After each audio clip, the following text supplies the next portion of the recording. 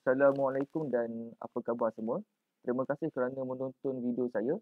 Kenalkan, saya Nazmi Ismail. Saya akan terangkan pada anda tentang pengenalan kepada ball valve. Di mana ball valve ni dia ada dua jenis, iaitu floating dan trunnion. Okey. Jadi ball valve ni adalah quarter turn valve. Di mana dia ada bola kat dalam dia. Bola tu hollow and perforated. Maksudnya dia ada lubang. Pivoting maksudnya adalah bola tu dia berpusing sebanyak 90 degree lah. Macam ni anda tengok ni, dia tengah buka. Dia tengah buka. So cecair boleh lalu. Kalau dia tutup, dia akan pusing sebanyak 90 degree ataupun secara quarter turn untuk block laluan cecair ataupun gas lah. Okey, boleh faham Okey, ball valve ni juga dia boleh beroperasi untuk tekanan sehingga mencecah 15,000 15,000 PSI. Dan suhu pula dia boleh cecah untuk beroperasi setinggi 400 degree, 400 darjah Celsius lah. Okey. Bergantung kepada design dan material yang digunakan. Okey. Jadi ball valve ni dia boleh beroperasi untuk low pressure, boleh beroperasi untuk high pressure, low temperature, high temperature, untuk cryogenic pun boleh. Okey. Alright, so kita go through kepada application ball valve. So ball valve digunakan untuk bubble tight services, untuk pengaliran udara, gas dan cecair lah. Okey, bubble tight services ni maksudnya adalah zero leakage. Maksud dia adalah zero leakage. Maksudnya tiada kebocoran. Dia memang bubble tight terus. Okey, manakala untuk drain and vent port, sebagaimana yang kita tahu, kalau dekat pressure vessel ataupun tank, dia ada drain dengan vent kan. Biasa pressure vessel lah. Pressure vessel. Dia ada drain. Contoh sini bawah ni drain untuk keluar air dan vent. So dekat drain dengan vent ni, dia letak ball valve lah. Kalau nak keluarkan air, dia buka ball valve. Kalau nak keluarkan gas, dia buka lah ball valve kat atas ni kan. Okey. Kemudian guna untuk HIPS, iaitu High Integrity Pressure Protection System. Okey. So HIPS ni digunakan untuk protect plant ataupun refinery ataupun kilang tersebut daripada overpressure. Ni overpressure kan. So bila overpressure, dia akan tutup lah ball valve ni. Dia akan protect plant tersebut daripada bahaya yang disebabkan oleh overpressure tersebut. Okey, manakala juga digunakan untuk cooling water and feed water system. Okey. Alright, so antara part-part dalam ball valve ni secara asasnya dia ada body Dia ada body, ni body, badan dia. Kemudian dia ada ball, ada lubang kat tengah tu kan, untuk bagi laluan cecair ataupun gas masuk. Dan ball ni dia diapit oleh dua ring, seat ring nama dia, ataupun kita panggil seat lah. Okey, kemudian dia ada stem. Stem ni dia transmit torque daripada handle ke bola untuk bola tu berpusing bagi buka dan tutup laluan cecair. Okey, dan dia ada yang lain-lain lah, nut Okey, ni dia ada bonnet. Okey, fastener ni bolting and screw lah. Bolting and nut. Fastener. Okey, dan lain-lain lagi Okey. So kita tengok apa perbezaan antara floating dan trunnion ni. Okey, kalau floating ball valve, dia just ball tu dia support oleh stem saja kedudukan dia. Dia tak ada trunnion. Kalau trunnion mounted ball valve, dia ada trunnion yang support kedudukan ball tu. Okey, jadi sebagai contoh kita ambil bila cecair tu masuk daripada belah kanan kan, contoh untuk floating ball valve, bila cecair tu masuk daripada belah kanan ni, kalau masa dia buka, is okay lah, macam biasalah. Tapi kalau masa dia tutup, ball valve ni pusing secara 90 degree, dia tutup, dia block aliran cecair tu push dia ke arah sini. So, disebabkan dia floating, dia tak ada trunnion yang support dia, dia just support by stem dia akan ke arah kiri lah. Sebab cecair ni menolak dia ke arah kiri. Jadi dia akan provide bubble tight kat sini. Dia akan provide kedap lah. Dia kedap bubble kat sini. Okey. Manakala untuk trunnion mounted, contoh cecair tu masuk daripada belah kanan ni. Okey, kalau tutup, dia akan block dan cecair tu akan push. So bola ni Dia still kat sini lah sebab dia support oleh trunnion. Dia trunnion support. So, itu perbezaan antara floating dan trunnion mounted ball valve. Floating ball valve biasanya digunakan untuk saiz yang lebih kecil, untuk tekanan yang lebih rendah. Manakala untuk trunnion mounted ball valve boleh guna untuk saiz kecil pun boleh, saiz besar pun boleh. Juga boleh guna untuk bertekanan tinggi lah. Okey. So, ni adalah gambar floating ball valve. So, beza dia kita dah tahu dah. Dia tak ada trunnion. Dia just support by stem saja. Okay, so kita go through sikit tentang komponen dalam floating ball valve ni. Dia ada body. So, ni body. Seat. Okay, ni seat yang apit ball valve, yang apit ball tu. Kemudian dia ada ball. Gasket. Gasket kat sini. Sini gasket. Okay. Stud. 5 stud So, anda boleh tengok dalam drawing ni. Stud. So, ni nut. Okay. Cover body. Ni cover body. O-ring. O-ring ni macam siling lah. O-ring. So, O-ring anda boleh tengok kat sini. Okay. Kat sini O-ring. Washer. Okay. Washer kat sini. Untuk stand ni berpusing, dia ada washer lah. Okay. Packing. Packing kat sini. 10 packing Sini packing. Gland. 11 gland. Gland kat sini. Gland flange. Kat sini. Screw. Kat sini ada screw Dan stem ni lah yang transmit torque daripada lever ataupun gear ataupun actuator kepada ball untuk membolehkan dia berpusing. Okey, kita go through kepada trunnion ball valve punya part. Okey, so ni dia punya gambar adalah. Okey, anda boleh tengok ada trunnion kat bawah dia yang support kedudukan ball tu untuk dia maintain kat situ lah. And dia ada seat kat sini. Okey, kita tengok dia punya diagram. So, body. Okey, ni body dia. Boleh tengok Okey, ni body dia. Kemudian ada body adapter. Ni body adapter dia. Kiri dan kanan Kemudian ball. Kemudian ada stem. Seat and insert. Kemudian ada O-ring untuk sealing. O-ring kat seat ni. Nampak ada O-ring tu kan? Dia label nombor 6 tu. Okey. Kemudian ada O-ring body adapter. Nombor 7 tu.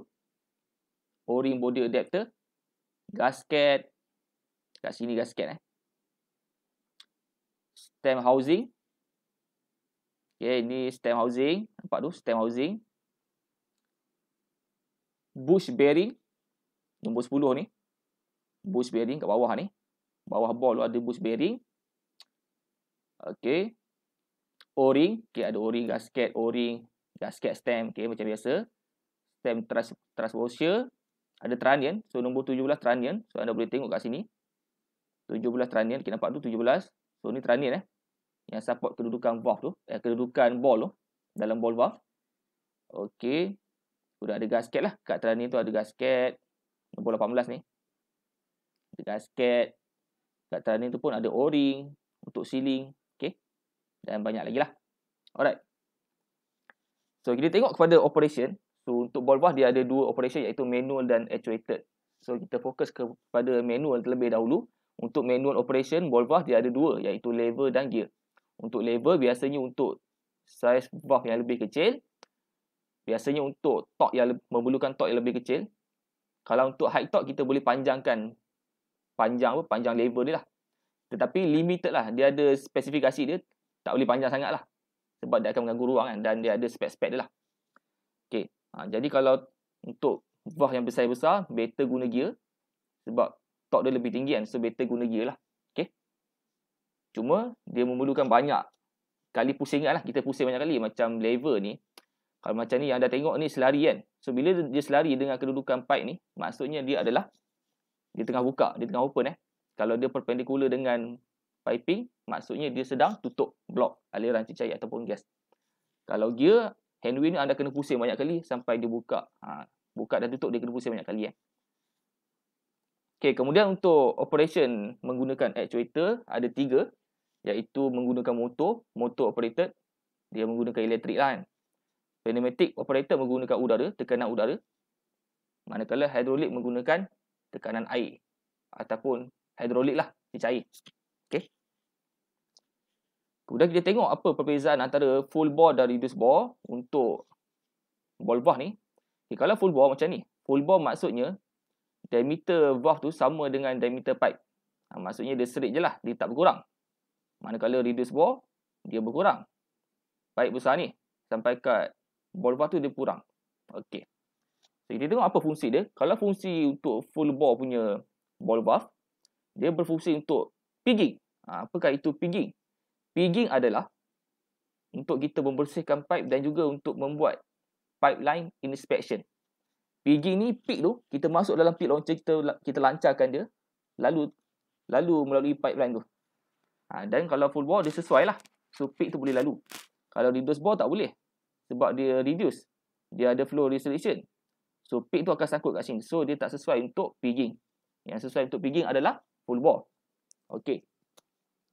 Okay, untuk reduced bore, dia ada flow restriction, of course. Sebab dia punya diameter dia berkurang. So, bila diameter dia berkurang, si cair tu lalu, dia akan menyebabkan pressure loss dan cavitation.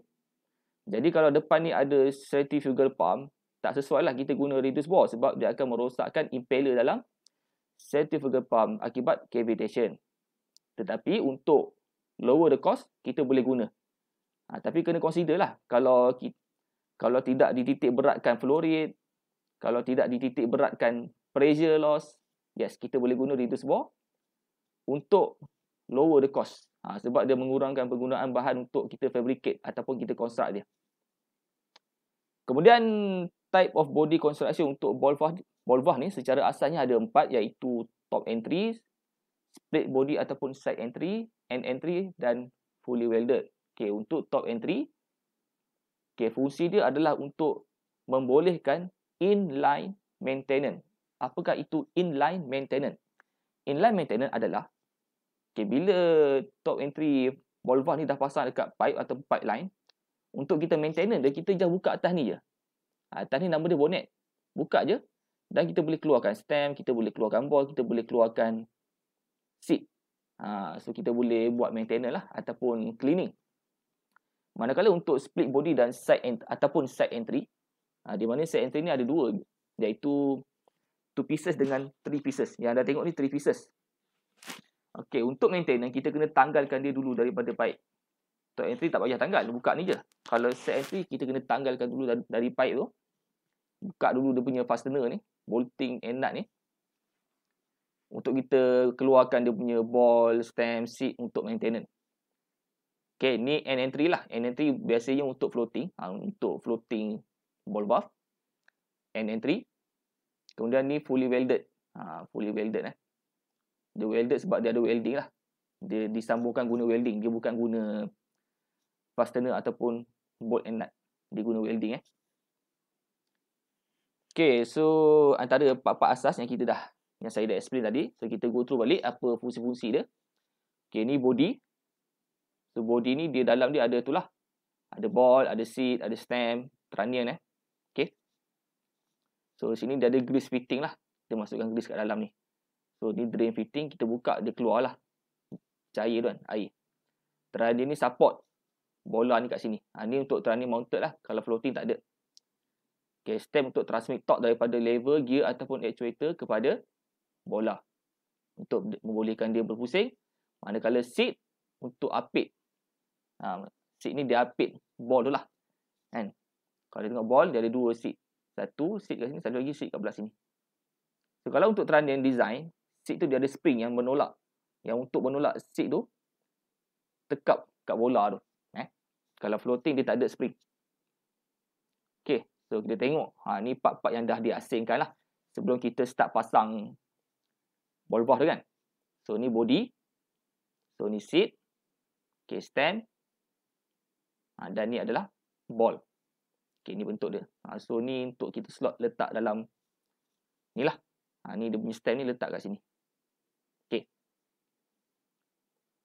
Kemudian kita tengok kepada lastly, iaitu kelebihan dan kekurangan ball valve ni. Okay, so kelebihan dia, advantages dia. Dia provide bubble tight service. Okay, of course. Bubble tight service. Zero leakage. Okay, cepat untuk buka dan tutup. Lebih kecil saiz berbanding gate valve. lebih ringan berbanding gate valve. Okey, betul. Gate valve dia tinggi. Lebih ringan. Okey, sebab dia kecil sikit daripada gate valve. Kemudian dia ada multi-port design. Okey, dia ada multi-port design. Kemudian dia ada banyak design yang boleh kita pilih berdasarkan apa kriteria, apa ciri-ciri operasi yang kita nak buat tu. Okey. Kemudian boleh gunakan untuk clean and slurry. Clean ni bersih lah. Slurry tu maksudnya macam selut, kotor-kotor kan. High quality ball valve provide high pressure and high temperature application. High quality dia lebih expensive lah. Lebih menggunakan exotic material sesuai untuk high pressure dengan high temperature application. Yang manakala daya, force yang diperlukan untuk buka valve, ball valve tu lebih kecil lah berbanding gate dengan globe valve. Okay. So, disadvantage dia, kelemahan dia, okay, dia tak sesuai untuk throttling. Throttling ni maksudnya adalah macam kita control lah, macam kita buka pipe ambil wuduk kan, ambil wuduk ke basuh tangan kan, kita kan boleh slow, boleh laju kan. Kalau ball valve tak, ball valve ni just untuk on off saja. On off. Dia tak sesuai untuk throttling. Kalau throttling guna globe valve, okey, ataupun plug valve. Okey, in slurry or other application, suspended particle.